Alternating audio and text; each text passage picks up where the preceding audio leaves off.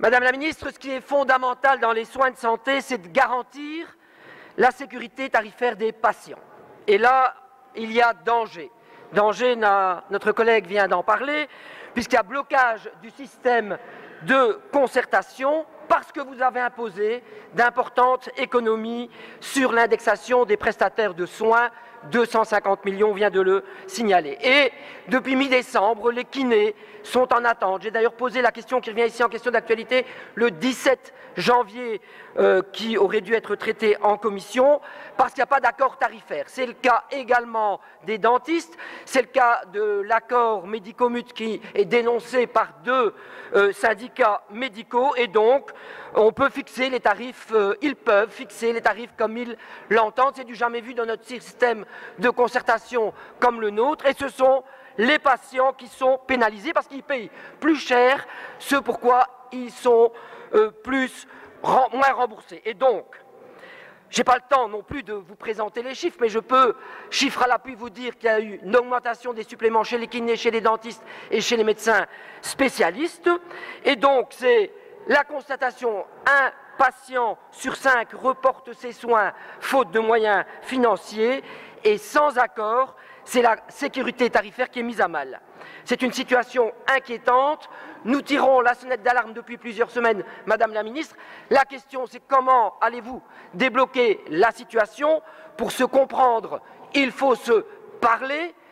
Mais la vraie question peut-être, c'est avez-vous vraiment envie de débloquer cette situation?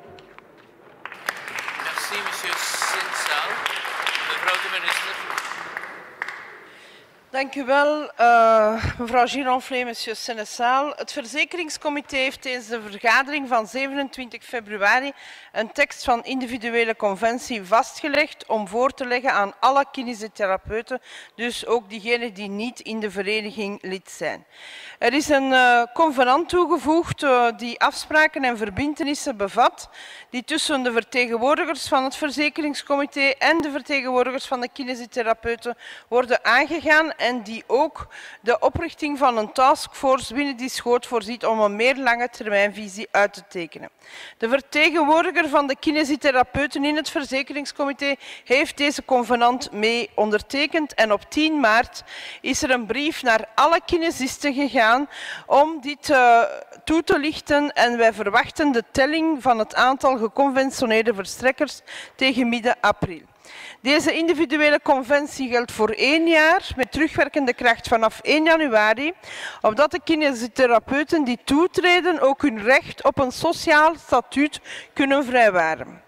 La convention individuelle contient différentes mesures qui sont aussi bien bénéfiques pour les patients que pour les kinésithérapeutes, et on va aussi prendre des mesures, les quotes par personnel seront incluses dans le MAF. J'ai fait des efforts considérables en collaboration avec les services au sein de l'INAMI et avec ma cellule stratégique afin d'arriver aussi bien à un accord individuel qu'à cette convention. Et je continuerai à investir pour mener un dialogue constructif avec les kinésithérapeutes et pour chercher des solutions pour le futur de la profession et surtout pour l'intérêt de la sécurité tarifaire du patient. J'ai aussi demandé à l'administrateur général de l'INAMI de préparer l'agenda de la task force et de fixer le calendrier pour les prochaines concertations. Merci, Monsieur le Président. Merci, Madame la Ministre. Nous prenons note des efforts quant à la concertation, mais si nous en sommes arrivés là, c'est que vous avez fait de nos soins de santé la principale variable d'ajustement budgétaire de votre gouvernement. Vous menez donc, de par votre entêtement, notre système de soins de santé dans le mur. Et vous mettez de plus en plus à mal l'accessibilité aux soins des patients.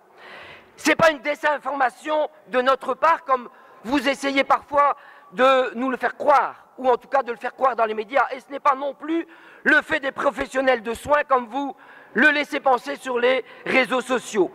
Qui est responsable de cette situation? Mais c'est vous, Madame la Ministre, avec votre gouvernement, parce que votre réel centre de préoccupation n'est pas véritablement le patient.